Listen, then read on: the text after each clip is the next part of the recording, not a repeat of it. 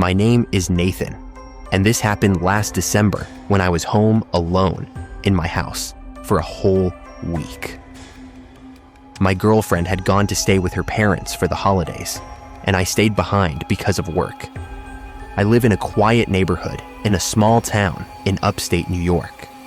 The houses are spaced out, and most people on my block leave for Christmas, so I basically had the whole street to myself.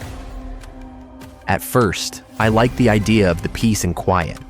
I thought I'd get a lot of rest, catch up on some shows, and just enjoy the coziness of the holidays. But what happened that week still lives rent-free in my head. It was on my second night alone, around 6:30 p.m., already completely dark. It had been snowing lightly all day. I was in the kitchen making a simple dinner, pasta and chicken, with the TV on to make the house feel less empty. While I was eating, I heard something unusual. It sounded like singing. I muted the TV. The sound was definitely coming from outside. The singing got clearer. Someone was singing Jingle Bells. At first, I thought maybe neighborhood kids were messing around, but the voice didn't sound like a kid. It was a grown man. I walked toward the front door. The closer I got, the louder it became. By the time I reached the door, the singing sounded like it was happening right on my front porch. Even though I felt uneasy, I opened the door. Standing in the glow of my porch light was a man around 35 years old. No hat, thin coat, staring down at my welcome mat, singing Jingle Bells like he didn't even notice I opened the door. He didn't look dangerous at first, just off, confused maybe, or slow. He didn't react to me being there, just sang the whole song from start to finish.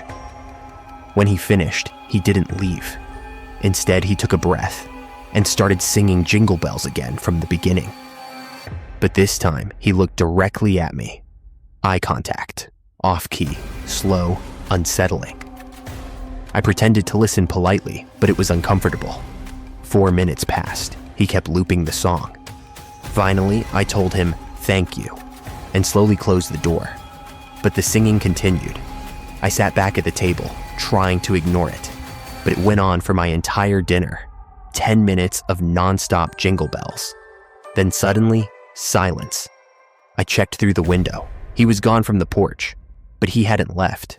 He was now standing at the end of my driveway, completely still, facing my house, just staring.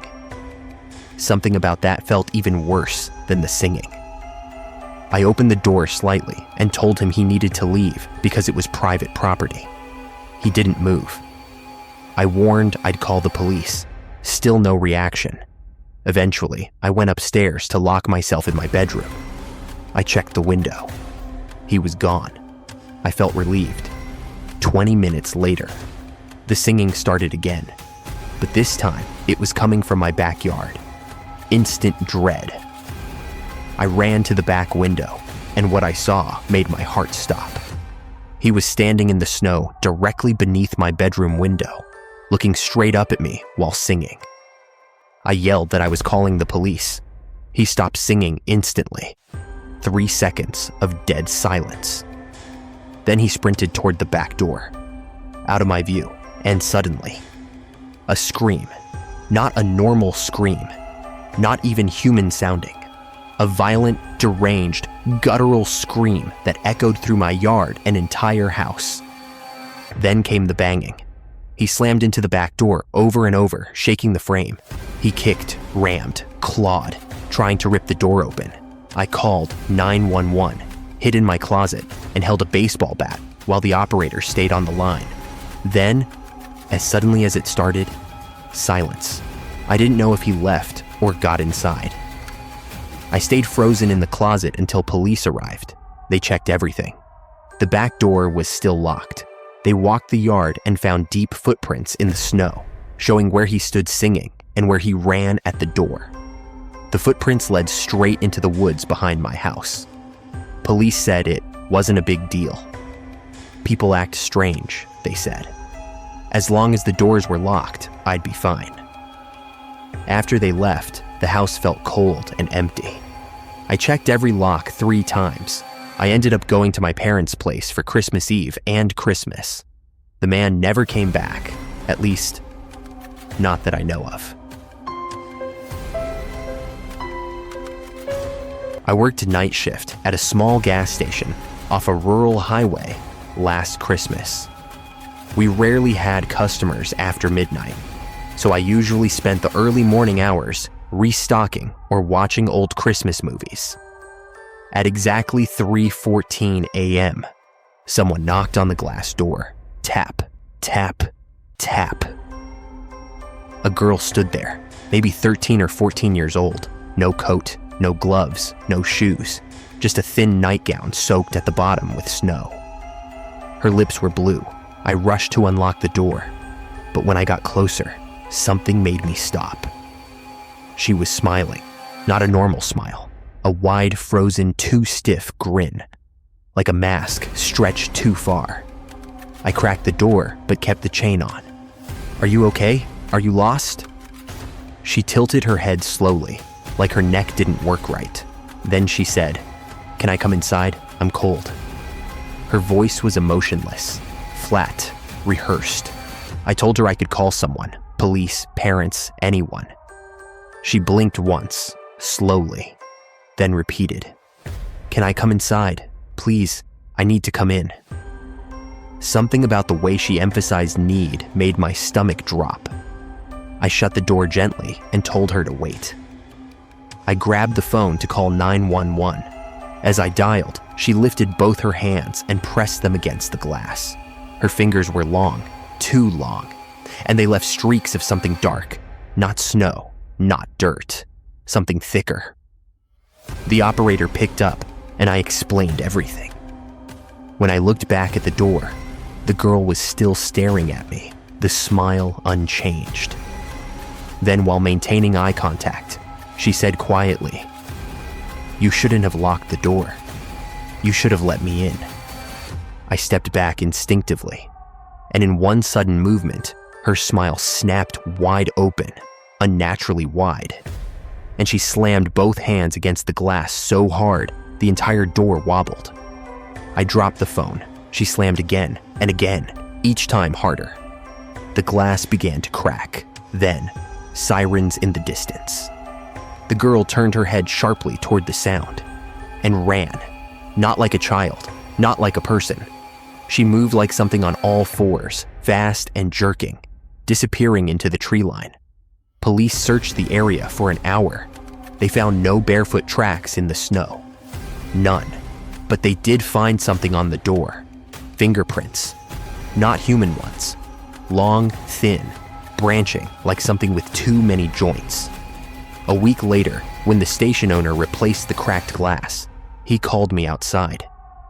Because etched into the metal frame of the door, as if carved by fingernails, was a message. "Please let me in next time." My name is Laura, and what happened to me last Christmas is something I still can't talk about without shaking. I used to love the holidays, the lights, the music, the snow. But now, all of that just reminds me of her. I had just moved into a small rental home outside of Rochester, New York. It was my first Christmas living alone after leaving a long relationship, and honestly, I was proud of myself. I decorated the whole place, strung lights, put up a tree, baked cookies, the works. I wanted it to feel like a fresh start. On December 20th, around 8 p.m., I was drinking hot chocolate on the couch when I heard something outside. A voice, a faint, soft singing. At first, I thought it was a neighbor, but the houses near mine were empty, vacation homes, mostly unused for the winter. The singing grew louder. It was a woman's voice, gentle, shaky, singing a slow, almost lullaby-like version of Silent Night. I muted the TV. I wasn't imagining it. The voice was coming from right outside my living room window. A chill crept up my back, but I still wasn't scared. I just assumed maybe someone was lost or needed help. I went to the window, pulled the curtain back slightly, and my stomach dropped. A woman stood in my yard, barefoot, hair soaked, hanging over her face, wearing a thin white nightgown that clung to her skin in the cold. And she was staring directly at my window, singing Silent Night in a trembling, breathy voice. I froze. Her eyes were wide open, too wide, unblinking. I mouthed, "Are you okay?" through the glass. She stopped singing, tilted her head slowly to the side, like an owl. Then she whispered, loud enough for me to hear through the window, "I found you." I stumbled backwards so fast I almost fell. I turned off all the lights in the house instinctively. For a few seconds, there was silence. Then, she began singing again. But now she had moved. The voice was coming from the other side of the house. She was circling it, walking slowly in the snow, singing that broken lullaby. I called my best friend on FaceTime, whispering, panicking. She told me to lock all the doors and stay upstairs. Then my friend said something that made my blood run cold. "Laura, what's that behind you?" I spun around and realized the singing had stopped. The backyard security light flicked on, and the woman was now standing directly under my bedroom window, staring up at it, her face finally visible. Her skin was pale, almost gray. Her lips were blue and cracked from the cold, and her eyes, they looked like she hadn't blinked in days. She opened her mouth slowly, like it physically hurt her. Then screamed, "Let me in!" The sound wasn't human. It was ragged, animalistic, desperate. I dropped my phone. Before I could react, she sprinted toward the back door, moving in this horrifying, jerking way, arms stiff, legs bending wrong, like she had forgotten how to run. The house shook as she slammed into the door. Then again, and again, screaming, "You ruined everything. Let me in. Let me in." I called 911, sobbing, barricading my bedroom door with a dresser. The operator asked if I knew the woman. "No," I cried. "I've never seen her in my life." But the operator hesitated, then said, "Ma'am, we've gotten calls about this woman before." That didn't help my fear at all. The banging suddenly stopped. Silence, pure silence. I held my breath, listening for footsteps, breathing. Anything. Nothing. When police arrived, they found footprints in the snow circling my entire house multiple times, then leading into the woods. They searched for hours, never found her. But they did find something right beneath my bedroom window. A handprint smeared on the glass. Her handprint. But her fingers were too long, way too long. Like they had been stretched, and written faintly in frost beneath it were 3 words. "See you soon." I moved out 2 days later, and this year, every time I hear Christmas music, I swear I hear her voice humming underneath it.